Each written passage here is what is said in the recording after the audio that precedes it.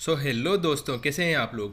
दोस्तों, आज की इस वीडियो में हम बात करेंगे इंडिया के असली बैटल ग्राउंड यानी कि राजस्थान के अगले वीर सपूत की कहानी। तो दोस्तों, शुरू करते हैं इस वीडियो को। फ्रेंड्स, आज हम जिस वीर सपूत की बात करने जा रहे हैं उनका नाम था राणा संग्राम सिंह, जिनको राणा सांगा भी कहा जाता था। दोस्तों, राणा संग्राम सिंह के बारे में क्या कहना। उनके शरीर पर 80 घाव थे और साथ ही में उनका एक हाथ भी कट चुका था, यहाँ तक कि एक पाँव भी टूट चुका था। लेकिन फिर भी अपने जीवन काल में उन्होंने इतने युद्ध लड़े जितना कि भारत के किसी और शासक ने नहीं लड़े होंगे। खुद बाबर ने अपनी पुस्तक में उनके बारे में इतनी सारी प्रशंसाएं लिखी हैं, जबकि बाबर स्वयं मुस्लिम आक्रांता था और उसने कई बार राणा सांगा के ऊपर आक्रमण किए थे, लेकिन राणा सांगा एक भी बार उससे परास्त नहीं हुए थे। बाबर ने अपनी पुस्तक में लिखा कि राणा सांगा हिंदुस्तान का सबसे शक्तिशाली शासक था। जब उन्होंने इस पर आक्रमण किया और कहा कि उन्होंने अपनी वीरता और तलवार के दम पर उच्च गौरव प्राप्त किया था।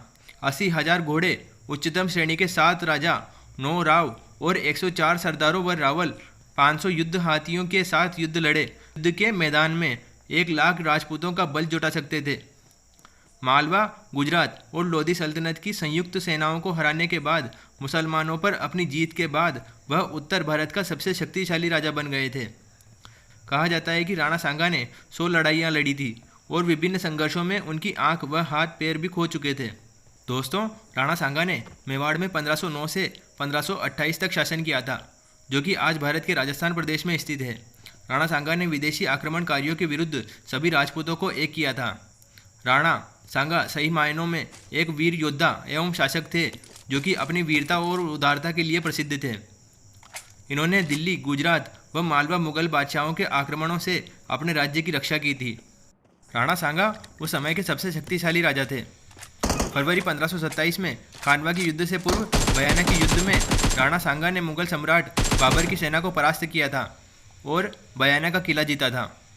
दोस्तों, 1527 में खानवा का युद्ध हुआ, जो कि बाबर और राणा सांगा के बीच में हुआ था। और दोस्तों, इस युद्ध में राणा सांगा और बाबर दोनों ही एक दूसरे से जूझ रहे थे, लेकिन राणा सांगा के ऊपर एक तीर आकर लगता है, जिससे कि राणा सांगा बेहोश हो जाते हैं। और इसी बीच राणा सांगा के सैनिक और सेनापति उन्हें इस युद्ध से बाहर कर देते हैं और एक सुरक्षित स्थान पर ले जाते हैं। लेकिन दोस्तों, जब महाराणा सांगा को होश आया तो इस बात से वे बड़े क्रोधित हुए कि उन्हें युद्ध भूमि से दूर क्यों ले जाया गया। दोस्तों, महाराणा ने फिर बचे कुचे सैनिकों को युद्ध के लिए तैयार होने का आदेश दिया और कहा कि मैं हार कर चित्तौड़ नहीं जाऊँगा। महाराणा सांगा की इस हट से नाराज हुए कुछ लोगों ने उनको जहर दे दिया और जिससे कि महाराणा सांगा की मृत्यु हो गई। दोस्तों, 47 वर्ष की आयु में अप्रैल 1527 में महाराणा सांगा का देहांत हो गया था। महाराणा सांगा की कुल 28 रानियां थीं, जिनमें बहुत सी रानियां सती हो गई।